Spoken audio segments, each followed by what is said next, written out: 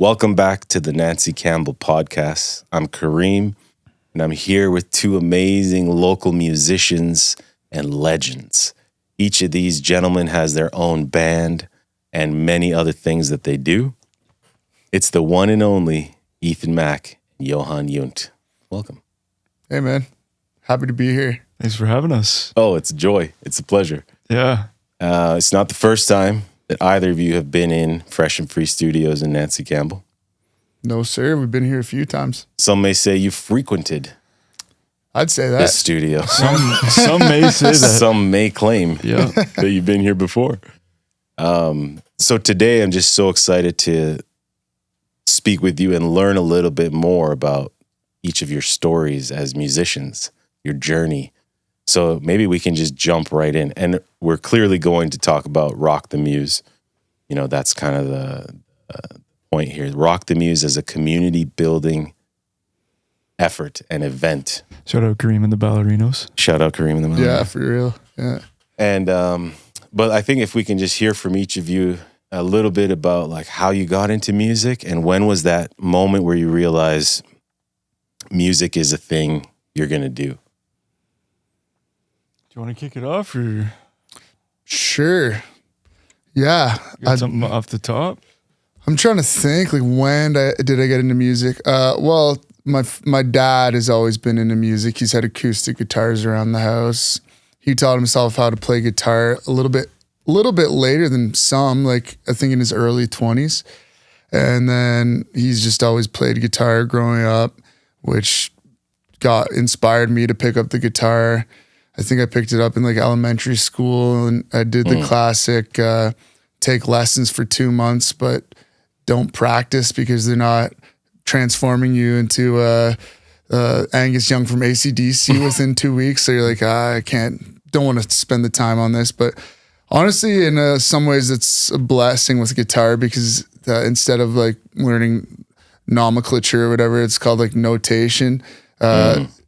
The guitar is one instrument where can be beneficial to just kind of pick it up and develop your own flavor and style and just learn from YouTube tutorials. And that's where I ended up going, just learning on YouTube. And then I guess I've always had a little bit of a spark within me to get in front of people for singing or anything like that. I remember I was in a play singing in like grade 4. So it's just been in the DNA to want to be in front of people in some sort of art form. And then that progressed. Ethan and I went to the same elementary school. We did a couple of talent shows together, played American Idiot circa 2005. There's a video that resurfaced of us playing in one of these talent shows when we were maybe like 12. Oh, wow. Maybe even younger. Yeah, I think it was like 2005. We'll put it right here. Here it is. Here's the photo. There you go. Wow. But yeah, so John and I, it's funny that we're like reflecting on this because we were like probably the first band that either of us was in was just like the two of us together. Oh, yeah. Probably so cool. Aside from like our siblings and like parents and like what other little bands and stuff. Yeah. But yeah, that was the start of it for me too. Mm-hmm. Wow. And honestly, that's where I was kind of tying it to. Both of us went to the same elementary school and both started with like talent shows, which progressed to St. Michael's in Stratford. They had coffee houses, which were like a once a month kind of pick up an acoustic guitar, or a couple of times a year they would bolster it up to like full bands, and Ethan and I would collaborate as band members in that facet. And then university, coffee houses, just getting out there, playing more songs. Fast forward to the end of university, Ethan's running shows with his old band Plants at the Legion in town that's now torn down, and he was just facilitating really kick-ass events in Stratford. And Ethan was hopping on the drum kit for some of my performances for these events too, but it was mostly his band Plants were doing these rock shows, and I was playing acoustic guitar before those. And then then I got my own band, and Ethan's had his own bands that's progressed into what he has going on now. But that's pretty much my story, just just a snowball effect from just seeds being planted as a young kid to being a musician, a band member, and a community organizer. Wow. Yeah. So there wasn't like one exact moment. It's just kind of always growing and building For sure. since you were a little kid. I think so, yeah. That's incredible. Wow. So you've had this sort of community around you already. Yeah, for sure. Yeah, seeds planted here and there. Wow. Yeah. That's so cool. How about for you? Was there like a singular moment in the life of Ethan Mack? I have a very similar story too with like, I started playing piano when I was really young, and then my dad brought home a drum kit, and that's when I first really fell in love with playing an instrument. Like I liked piano, but I wasn't like going out of my way to jump in front of the piano necessarily. But the drums, I was like, that was like, remember being in the basement slamming away for, I don't even know how long, like must have been hours, but Just being loud. yeah. And just the worst. Yeah. But that's what it takes. But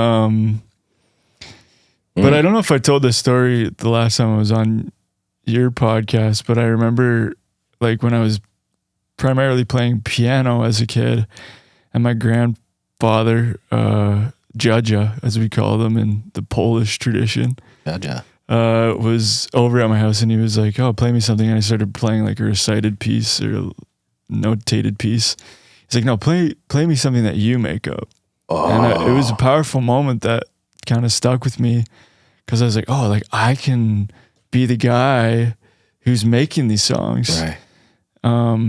So I don't know if that's the moment or if that just started a series of moments, but that really did stick with me as being like a realization of like, oh, I can make my own music. It doesn't have to be just like these pages. Right. So yeah, but that's so cool that that's your elder. Yeah. Who kind of brought that out of you, I know, like it was called on you. Such a powerful moment for him too, to like have that connection. Like, oh no, you're an individual. Let's hear what you got. Because he could have just said, "Oh, great piece, great job." Exactly. Yeah. Good job. Run along, child. Yeah. Nothing wrong with that. No. But instead he was like, yeah, what is your thing? Down. Wow. Wow. That's beautiful. That's powerful. Yeah. And then I feel like music is interesting for me, and I don't know if you feel the same way, but it's always been like something, no matter like where I was or if I was in a band or not, it was something that I couldn't just get away from. It was always like, there was always a guitar around, or, you know, a DAW to like be recording something or voice noting something. Like, it's just like became like almost like therapeutic to just like put some feeling into a song or like write it down or so it's like, I don't know if it's like this like singular thing or if it's just like this continuing evolving method of like expression. Wow. I don't know, maybe that's too cerebral. Just real quick, a DAW is a digital audio workstation, a audio software. Okay, there we go. There you go. I had to explain that real quick. Sure. It sounds like for both of you, music has been intrinsic in your life, and your families have been supportive of music, and there's always been a guitar around. You know, not everyone has that experience. So for you to always have access to instruments and have the support and love to keep going and to, you know, be called on to do even more, that's really, really powerful. Have you ever thought about, like, for someone who wants to do music but they don't have that kind of support around them? Do you have like a quick message to that young heart out there that just wants to make music but doesn't really have the community of support around them? What can they do to make sure they kind of place themselves in a position of receiving encouragement and love to pursue it more? I think it's tricky, and you may have your own thoughts because you work with like a lot of kids probably through the school, so you see it. I saw my brother, who's 10 years younger than me, go through it in his own way without touching instruments, but just going into recording and like pulling beats off YouTube and just like singing or rapping over that and then just posting it online. Like, that is pretty accessible. Learning instruments, I think it's tricky because you have to kind of have it there. But I feel like there are places you can go. Like Long and McQuaid is amazing. Rentals. Shout out Long and McQuaid. They're super affordable. Yeah. I think the library might even, I don't know. I don't want to be wrong about that, but they seem to have a lot of like creative outlets that you can do. Okay. I remember it being like that in Toronto. You could rent like acoustic guitars, stand-up basses, like if you had a library card. Wow. So yeah, there's ways for sure. Yeah, I don't know. Do you have any? Yeah, I mean, for sure. Like, I think there's like kind of two different questions. Like one being like for people that don't have the resources versus people that don't have a support system. So like, like resources are one thing. Like obviously everybody can be tight on cash, but if you can save up $100 and you have a Facebook Marketplace account, I guarantee you, if you could sift for 2 weeks and you could find a pretty darn good acoustic guitar for $100. Yeah, right. So you can get an acoustic guitar at least. And, you know, there's GarageBand, a free app. If you have a school iPad and you're allowed to bring that home, you could learn some of the fundamentals of like making a beat or something along those lines. So yeah, and recording and stuff. Yeah. So those are resources. And then there's like open mic nights. Like I run an open mic night at job site, and anybody who pops in is welcome to use like my guitar if they don't want to bring theirs or they don't have a guitar that plugs in properly. So like, and like I went to the University of Guelph where they had an open mic night at this spot called the Bull Ring, and they had a house guitar there. So different places that have different resources. I just gotta, you know, maybe save up a couple of bucks or just like look around a little bit. But in terms of like having, Get a paper out. Come on. maybe I'm sounding a little insensitive. Put your boots on and go to work. No, but it's true. No, That's very practical. You know, Yeah. and Facebook Marketplace is. You So got to many watch great out for deals. some scammers. Some You know, yeah, for and sure. never send a deposit before. You know what I mean? no, There's yeah. a few rules there to follow with Facebook Marketplace, but you're totally right. People Mm-hmm. post stuff, and sometimes people are being very generous. They have a Sometimes guitar for that's sure. actually worth way more. Yeah. But they're saying, I just want this to find a home, someone who's going to use it. And pianos, you can find free. Oh yeah. Free pianos. There's like always. You just got to move it. You just got to move it. You just got to move it. I would say though, like by all and all, is the thing that we did that made us successful to a degree at this stage is we just never quit, right? Like we never stopped, and we've both probably been through experiences of people saying like, why are you doing that? Or like, that's no good. Right. Whether it's a song or just whatever it might be.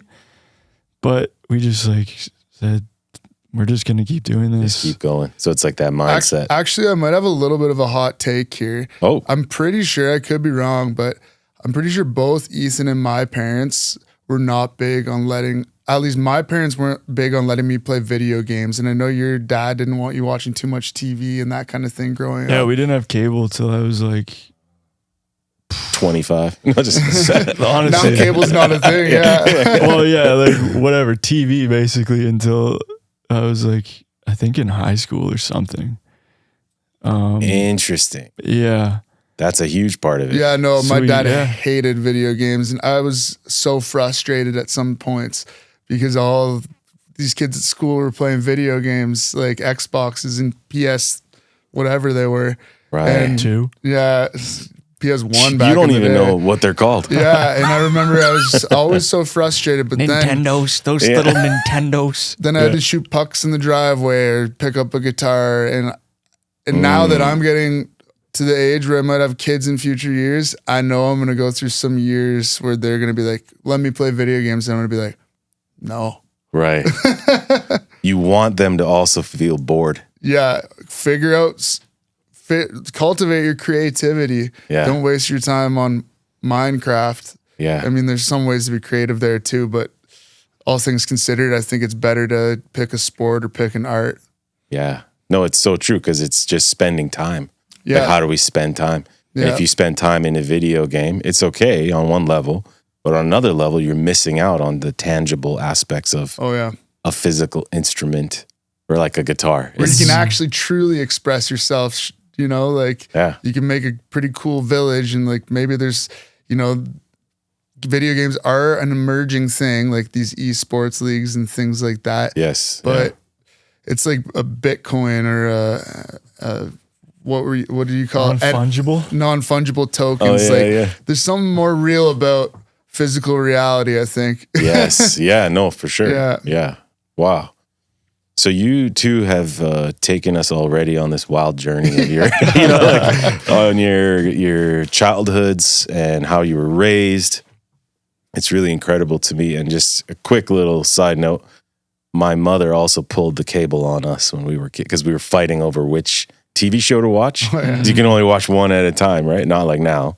Each kid can have a device and watch a different thing, but we just had the one TV. We were fighting so much. We came home from school one day and it was just that screen where you know you have no cable. And then we were so mad at her, but then we were bored. Because of being bored, that's how I started beatboxing. You know, and my brother. We were just like, you were slamming the drums and you were playing the guitar. So me too. I was just sitting there like, because we didn't really have the instruments around. So that's what we had. We were so bored. Yeah. So actually it's very interesting that it was a similar experience that like boredom can lead to developing musical skill. You know, that's so interesting. Sure, and then at first you may not even enjoy it, but something can click, you know, and you can fall in love with one part. So that's amazing. So it also, you all painted the picture where you're out in the community doing shows, doing all kinds of stuff. You got different bands emerging, performing together. All of this implies being close physically and being together in the tangible real world. But in 2020, we were hit with this COVID-19 that forced us all to isolate and separate, essentially killing a lot of live shows, almost all of them, decimating some industries and making businesses struggle and artists struggle as well, more than normal. And so I'm wondering if we can hear a little bit from you guys as to like your experience as really active musicians, how that made you feel, you know, or what you went through during COVID, because we're leading into the Rock the Muse, the beginnings of it. But before that, let's get a little backstory on COVID for you guys as musicians. Sure. I think like, in some senses, as horrible as it was, and really like frantic times globally, it was a kind of a blessing because I had a chance. I was living in Toronto at the time when it all kind of started. There was an opportunity to move back to Stratford and open up a space, or at least to like be in a space to just pursue music and have a dedicated studio, which turned into Mac Music Records, which is still there today and has expanded today. But that never would have happened had the pandemic not hit. And who knows, like I may have not have moved back to Stratford at all throughout that period, and we may not have started Rock the Muse at all. So apart from that, like you never could have predicted that, but also it gave me an excuse not to do anything else because you couldn't. I was in the lab, like right. I was like, I don't have anything else to do. Let's make some music. Like, so yeah, it was kind of formative in a way for really like fine tuning a lot of things and also taking a step back and like looking at the music industry and like the music community in Stratford. We had this opportunity to be like, okay, regardless of shows or not right now, like, has there ever really been this like drive? And we were younger, so, you know, we were still trying to figure it out, but it didn't seem evident that like anyone was this like one person that was like doing like multiple different shows. And there's probably somewhere out there slamming their head that is doing it.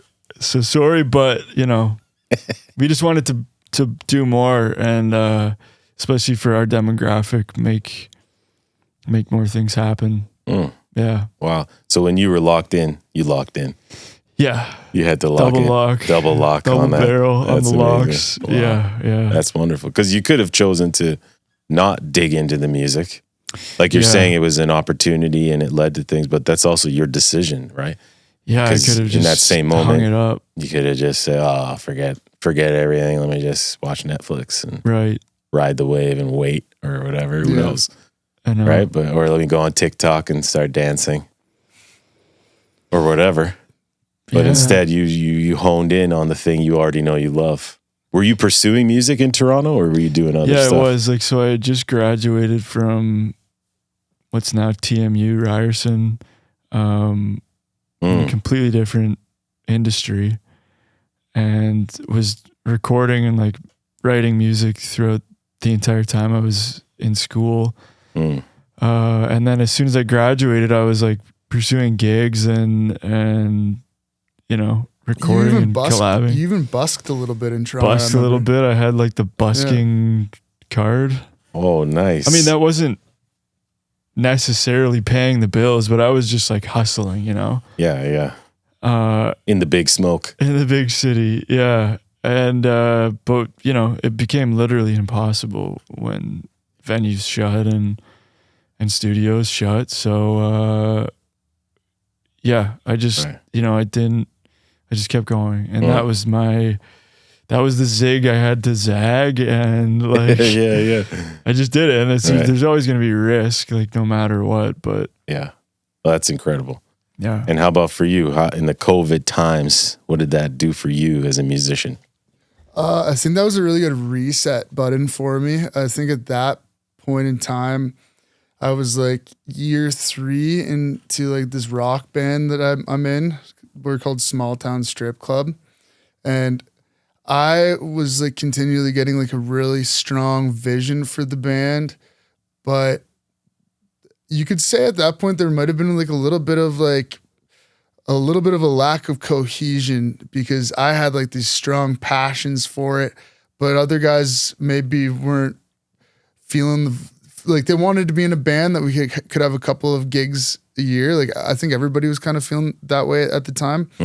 And maybe I was coming on a little bit too strong at my belief in what we were doing. So it gave me a moment to take a step back and be like, all right, I'm not going to like try to like push people into something they don't want to do. So I picked up my acoustic guitar more, and then I finished writing some more acoustic type songs. And then I did like most of the recording with Ethan actually, and put out a little bit of an indie alternative project under my name, Johann. And that project, honestly, was a creative venture for me. Like I wasn't everybody loves for people to listen to what they create or whatever, but it was really just like I needed to do something else to kind of get me a mental reset from like frustrations from COVID, but also genuinely some frustrations just that the band wasn't going in the direction that I wanted us to be going in. So I just needed to like, instead of being frustrated,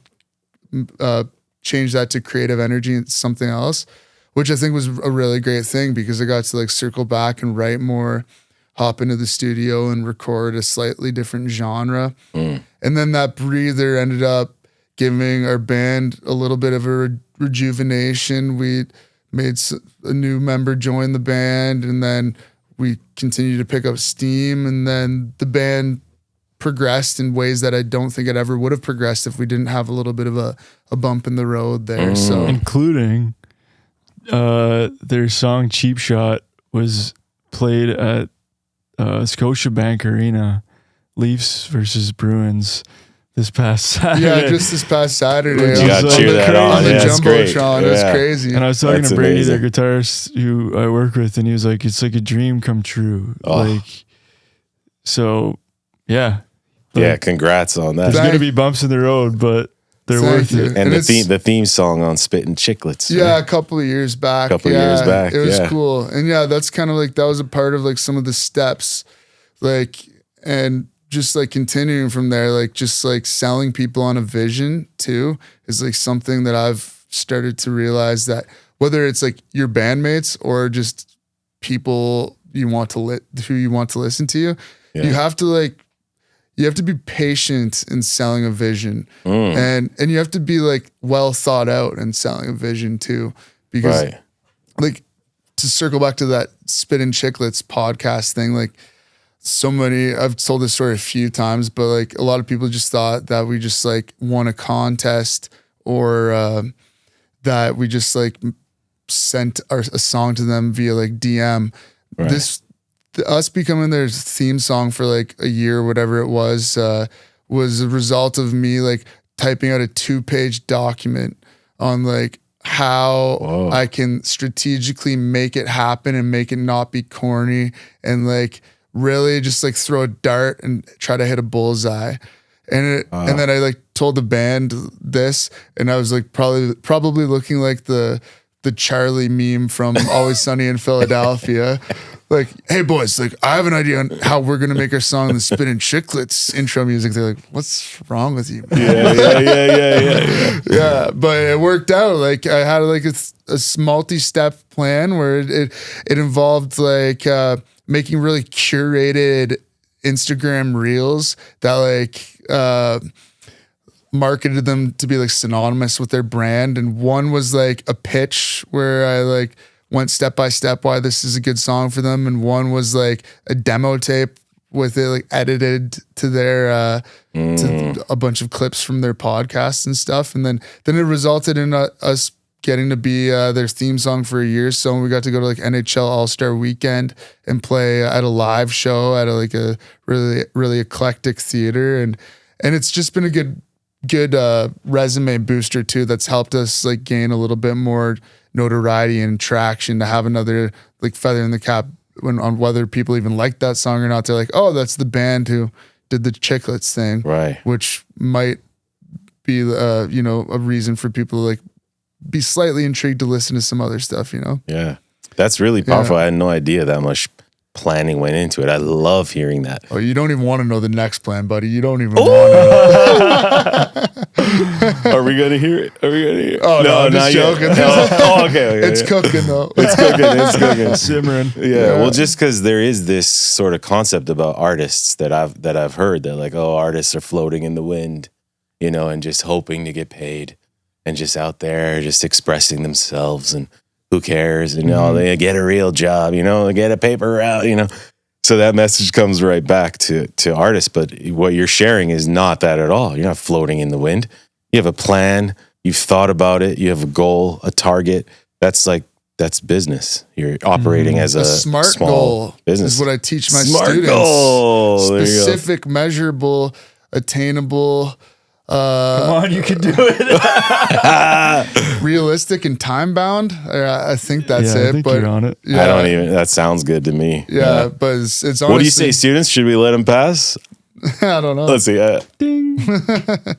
Yeah, no, but that's an acronym that is taught in school to write details. And an acronym is just a go on. Collection of shortened. That's incredible. So this experience in COVID for both of you was, although tough for the world, very good for you, both of you, because it gave you a pause. It sounds like for both of you to really double down on your musical dreams and efforts. Yeah, and I think the part of that is retrospectively, like, right. I think during the this is sick. Yeah, I love it. Yeah, no, like, and I don't think we're trying to sound insensitive, but like looking back, we're just like, it was like, wow, that was a really period of incubation to really kind of think about stuff and also like have this opportunity to like dive in. Yeah. So then at that moment, what led you to start Rock the Muse? Was it a conversation? Was it we were painting together. Oh. Yeah. Is this one of the stories like when you're asked me to be your wedding party? Yeah. We won't get into that. We'll say that for a different podcast. Okay. But I think it was just like John touched on the fact that we used to host our own shows, like my band and him in the early days, and then eventually his band. where we were just like, other than working with the venues, we were just like self-sufficient. Like we ran the shows, we promoted them, we did the tickets, the venue did the bar or whatever. And it generally worked out pretty well. And that's how, at least for my band, that's how we funded like recording, buying merch, like actually making some money as a band. That's kind of what did it. And we just didn't see those opportunities for bands that were in the city. Like we don't have a venue that seeks local talent regularly, like per weekend. I mean, the Bunker's doing great things, but you know, we like when we the played, Bunker kind of started to interrupt, but they kind of emerged out of COVID too. So they That's also true. were like addressing what they were seeing, like not being like good enough so at the musical time, opportunities. we were trying to figure out like, okay, what's missing. And I think, the Bunker was an emergence of that too. But we were like, okay, we've got experience with running shows. We've both got these bands that we're playing in. What if we just do it? We invite all the bands that we know to play. And that was the inception of Rock the Muse. And little did we know that 5 years later, we'd still be doing it. And we're just going to keep. And there were years that we wanted to quit. Oh, definitely. Ooh, let's dig into that. Yeah. In a second. Yeah. Well, I mean, it wasn't always easy. Like, it gets complicated the bigger you want to grow something. It can be, there's levels of complexity. And also we had this vision of bringing acts to town, featuring local musicians and bands, but also bringing in acts that bolster their opportunities to like play in front of new ears and audiences. But you know, that was an awakening for us to realize, you know, there's real money involved in these things, and we have to be prepared to pay for that, and to also make sure that financially we're not getting sunk. Burdened. Which, you know, we went through a year. I don't know if you want to.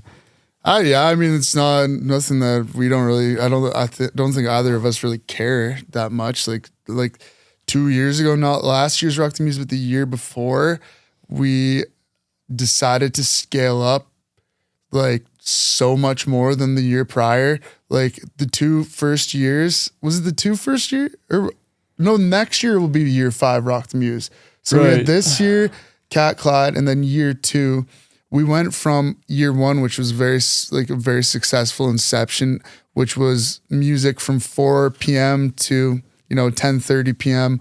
on one day with one stage, and then everything went perfect and it was all hunky dory, and we were probably more motivated than ever. And then, which made us decide to scale up to a Friday that's 4 to 11 p.m. and a Saturday that's noon until 11 p.m. with 2 stages, one after another. And I don't think we even had the 2 stages the second year. We not have the 2 stages the second year? So it was like turnover, it was just one stage, but we also brought in like a bigger budget headlining band. Right. And the powers that be gave us a rainy weekend. Yeah. Yeah. Yeah, it was a miserable weekend. But so that hurt financially. It was just it was like, okay, well, we're accepting a risk. People aren't going to come out necessarily if it's rainy. We've since taken measures to make sure that if it's rainy, it can still go on. Oh, you just control the weather. Yeah. You figured that out. Exactly. Yeah.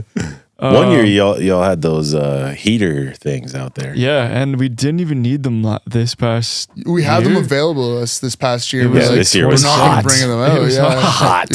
Yeah. And that's the thing too, is like you could get a day in August that is just as miserable, rainy as October, or just as hot, vice versa. So we can't control the weather, but that was definitely a learning experience into like ensuring that, okay, we're set up front in terms of the costs, expenses, so that the day can go on and we're not going to be and compensating sunk. the artists. Like we made sure, even though that we were going into a little bit of debt, we made sure that what we had written down, our artist agreement that year, we honestly, we were at the drawing board. Do we like be honest with people and be like, and I don't think there would have been anything necessarily wrong with this, but like, do we be honest with people and say, would you guys care if we slash like 25% of what we promised you this year so we don't go into debt? But we decided, and like, this is just like the decision that we made, that we're just gonna like be like people of our word and just like pay the people what we said we were going to pay them, which I'll look into the camera for this one. I've dealt with some promoters that don't pay up, like being in a band, going from city to city. And man, if you're like supporting the arts and you're not paying people what they're owed, buck up. Like, you know, like there's nothing more like blood boiling than that to me. Like just be a person of your word. And like, especially with the arts, man, like people get rinsed in so many other situations. Like you get like 0.4 a cent from like Spotify, who's now investing into like AI music to bolster their own bank accounts. It's like, it's just so dog eat dog. So when it comes to actual live performances, I think we're both passionate about like paying artists, but also making the event feasible. Like there's a balance. Yeah. So do you think you made that decision, which by the way is very commendable in my opinion? That's an incredible decision to have made, because I think anyone would have said, oh yeah, if you lost money as the organizers, you know, then everyone should suffer together. But you decided not to. You said, no, what our original arrangement was, let's honor it. That's beautiful in so many ways. But I'm curious, like, do you think that you decided to do that mostly because you are artists and you've been burned before? Or is there some deeper moral code? Or is it a combination of both? Maybe like, I don't know, like, or have you reflected on that much? I don't know. Yeah. I mean, I think it's a bit of both of those things. Like knowing that we said, this is our word. This is what we said. You were going to be getting paid. And then partially too, the first couple of days after that were tough. Like it was a gut punch to like go to looking at the balance sheet and being like, wow, that was tough. Right. But I think we had to like strengthen our resolve to be like, okay, next year we're going to make sure that we cover all of that and can like pay ourselves back for last year, because we don't want to go through that ever again, basically. So it was like this like very tough lesson of like, okay, you got to make sure like you're covering things, be prepared. It's an outdoor event. Right. I do want to add one note, like dealing with promoters, like this is another down the barrel. No. This is more just like on the promoter side of things. Like if you are an artist and you want to play live, and it's not that you necessarily have to like help facilitate selling out a show, but I think artists just do have to have skin in the game to put the word out there. And help you if you want to get paid for certain events, you want a guaranteed pay. Like I think you have to like show that you want to be a part of the event, and like in certain scenarios. I mean, like there's some scenarios where you can get a bar gig and like it's a set rate and you're just providing tunes for the evening, and sure you could throw an Instagram post up to get people there. But I just think in certain scenarios, artists, there's a business side to the art where you need to like have those conversations to your friends, like come out to my show, man. Like it'd be awesome to see you here. Like somebody at your community hall or your classmates, like just try to like get people out. Cause once people come out, they have a great time and they realize being with people in music centered places is like a sweet time and it's worth getting out there. So like, I guess it's a little bit of a ramble, but having a little bit of skin in the game, which is like a format that we've like evolved to is like something that is like a must. Like everybody, like let's bring your sect of the community and your sect of the community, and let's all come here, and then we can all hang out together and listen to like music that's hip hop or punk rock or alternative, and like all one space and in one day. Yeah. Oh, that's beautiful. Yeah, and I've performed at Rock the Muse a few times, and I feel very killed it. Oh, thanks. Oh yeah, this year was Killed great. Killed it. Thank you, guys. Well, I paid them to say that. No, and I want to say, thank you. There you go. I just want to say that for me, as the artist perspective with Rock the Muse is, I was a little overwhelmed the first year when I saw like the arrangement and the selling of tickets and stuff. Because I've performed a lot, but I've performed a lot in my community. Yeah. For free, and not really charging tickets or anything, just performing out of love, sharing the music, and sometimes huge audiences, sometimes small ones. But at Rock the Muse, it felt so formalized, and so the first couple of years, I was just catching my bearings on that side of things. Yeah, and I actually feel that my business side as an artist has developed tremendously. Because this year, I say, how you said like, that one year you guys kind of got burned. So you said next year we're going to. Mm-hmm. So at last year's Rock the Muse, I was like, next year, if I'm allowed to be involved, I'm going to call everybody I know. I'm going to try and sell them a ticket. You killed it this year, man. And that's what I did. So because I learned that like the social media posts don't go as far for some reason. I post about it 10 times and like no one even messaged me. Yeah. But if I give a phone call to the local friends that I have that I know appreciate at least what I'm trying to do with my music, then there's a chance they might come out. And almost everyone I called bought a ticket. It's actually a bunch of them couldn't come, but they're like, I'm still going to buy a ticket. So nice, man. It was amazing. So I just feel like that's important to hear, that the artist side of being involved in what you guys have set up it's developmental. I've learned and grown, and you guys have been gracious with me too in my process of learning. Yeah. So I think powerful. That's like, and that's the thing, that's the line that we're like trying to tread. It's like, I think we've like developed like a fairly fair concept, and we're not breathing down people's necks, but we just like politely asked that everybody who's a part of the event just contributes to making it a great event. And it's like, just as you said, I think it's about intent of just like asking your circle to come through. And like, I'll be like at home, and if I send in a group chat of all my friends, like, anybody want to come watch the game tonight? If it's just to like a vague comment to like a big audience, like you can get just crickets. Yeah. But if I text one of my good buddies and I'm like, hey buddy, like, I'm going to be having the guys over for the game next Friday, like come through, like would love to see you there. Yeah. It's got more intent, and they're more likely to be like, okay, sounds good. I'll mark that on my calendar. So like, instead of just putting up a vague story on like Instagram or TikTok or whatever, like if you want people to come out to your shows, you just have to express more intent and like make it more personable and honest. Yeah. In my opinion, I guess. That's amazing. So I think if it's okay, I would love to hear a couple more things about Rock the Muse is from you guys.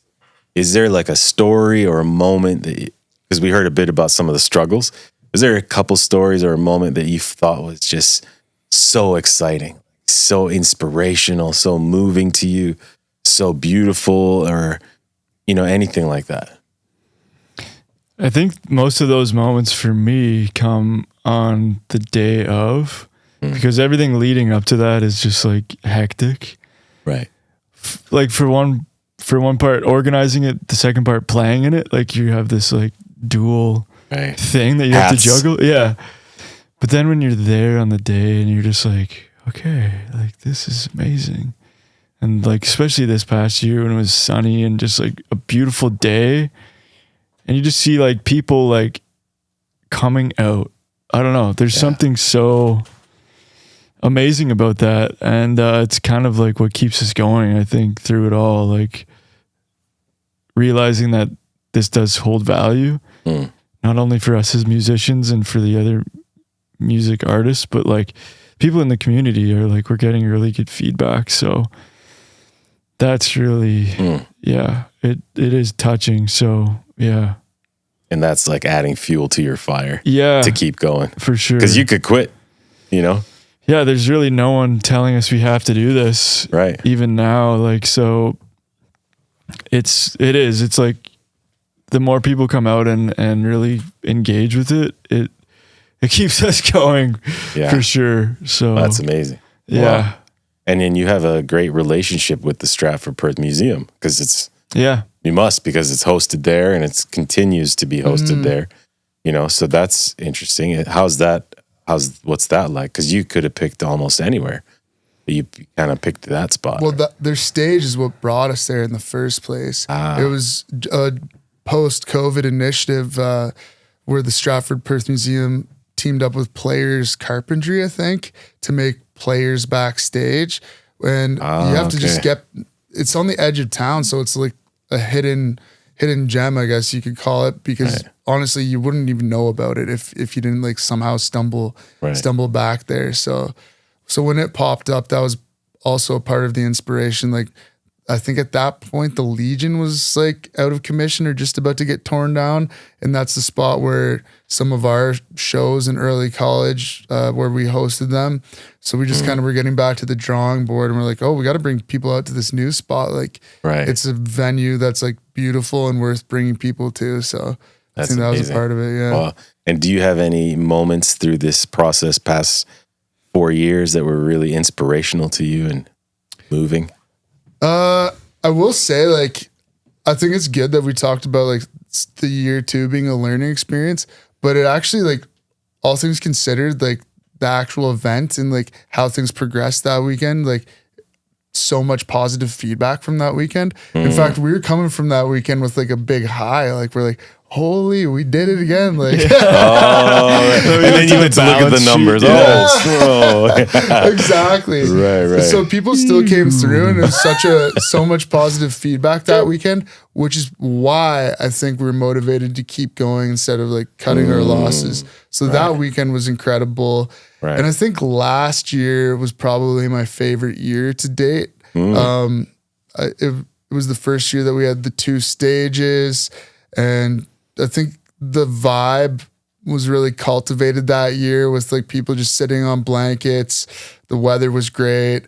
The one stage was nice and intimate, and the other stage obviously had its thing being Players backstage. And I guess that was probably my most inspirational year, just kicking back and having a generally successful year, both just performances wise and attendance, and just the vibe continually being curated, and we're still figuring it out. It's like, and I think we're always going to figure it out. Like, it's going to be an evolving organism. Right. But part of that too is the museum. Like, they are partners in this, and they're like very receptive to our ideas. Yeah. Like, they have to play within limitations of like the land and like the legalities of it, but they're like super accommodating to like try and make this a success for us, and also like align with our vision, because we want to keep growing with it and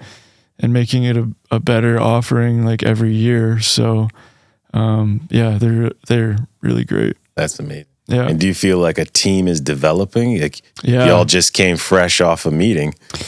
Yeah, I mean, like, they're always going to be part of that conversation, but we also got a lot more volunteers, some of which have come through Kareem and the Nancy Campbell community. Exhibit A. Yeah. Exhibit A. But what I will say is, like, everyone we've worked with, even out of Nancy Campbell, like specifically out of Nancy Campbell, has just been like amazing to work with.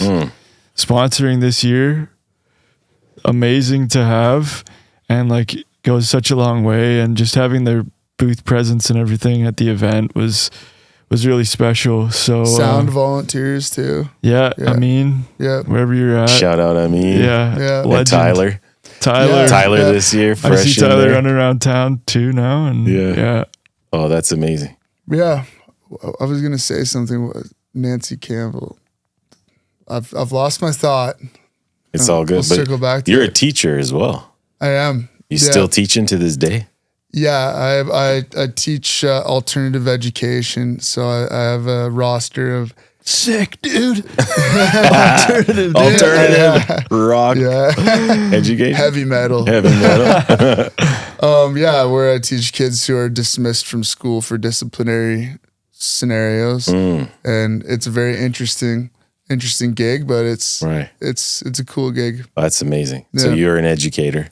Yeah. Oh, I remember what I was going to say about Nancy Campbell is it was cool that you guys brought your own spin with your booth, how you were prompting the crowd to talk about what their muses were and what inspired them. And it gave other people at the event another activity to engage with during the day. And I thought that was awesome. I'm glad you brought that up because as that was happening, like I wasn't involved in the planning of it. Yeah. I just kind of helped make the connection, but I thought, oh, that's interesting. I wonder how the guys are going to feel. Like, is that like impeding on the vision of the event or was it helping the vision? Totally. And that's cool to hear you say that because that is totally in line with the vision of Nancy Campbell, right? Which is to take action and to build community and then reflect on it. So that question of like, what's your muse? That's a reflection moment. So for the audience is a participant, but with a question to them and something for them to do. And they become a protagonist too in the story of the muse. For sure, man. The muse proper. The muse proper. I'm glad that train of thought came back around. I was like, yeah. One of those moments. You almost lost it. When you're in class and you raise your hand for so long and you get called on and you're like, blanket. I don't know. Yeah. You got it. Yeah.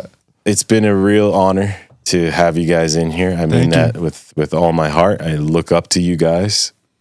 You guys are really amazing musicians, amazing business people, amazing educators and community members. And Rock the Muse to me is an amazing and incredible, I think I said amazing like 5 times, but that's because event to bring the community together. And one of my favorite things about Rock the Muse is the audience that comes actually loves music, right? And they're down to hear different styles, different bands.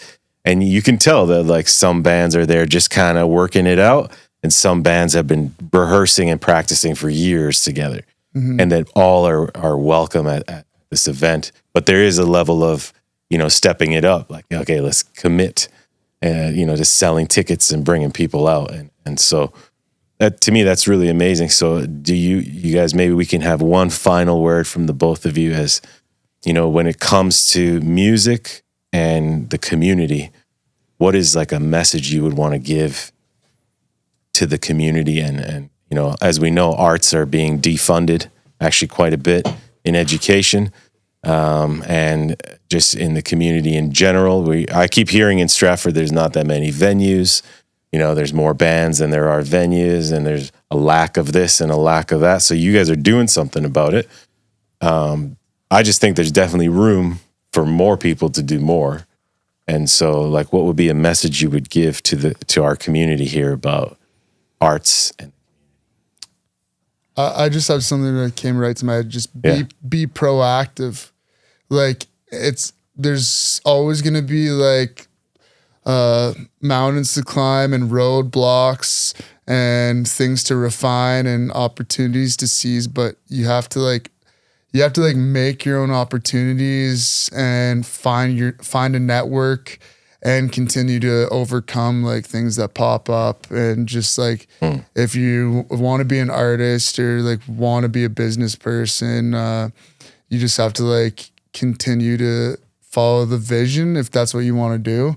And just like try to find opportunities and find communities that are like-minded. And yeah, that's pretty much my thoughts on that. Thank you. Yeah. Thanks, man. That's inspiring. Yeah. Let's follow that up. Well, yeah, I think that's basically it. But like for the community at large is like, just keep showing up because we don't really get the fuel to keep going unless there's people there to play too. So it is super important, and it keeps us motivated when people buy tickets to the events and just come out and support. Even if it's not your jam, if you can like figure that out through just checking something out. So, like there is areas of improvement, but there are a lot of good things happening. So get out there and see what's happening and hit us up. You know, we're pretty approachable guys. If you want to plan something, we've done it before, so we could do it again, and maybe it's for you. Hey. Or you. Yeah. Shout out to Kareem. Absolutely. Oh, dude, He's it's a moving pleasure. away. We're gonna miss him. I'm gonna miss you guys too, man. So the email is rockthemuse@gmail.com. Yeah, exactly. That's right. So rockthemuse@gmail.com. If you want to send a sponsorship to this event, sponsor this event. It's a very worthwhile arts initiative that's local and incredible. And also, if bands want to play, they can also email this email. Sure. Right? Sure. Absolutely. Yeah. rockthemuse@gmail.com if you want to potentially play in this event. So thank you both. We got to have a firm handshake to lock it in. Cheers, brother.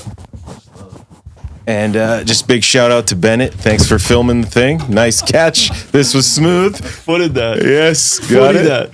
that. You heard it here first. Subscribe. Nancy Campbell Podcast. Thanks, man. That is actually a good ending.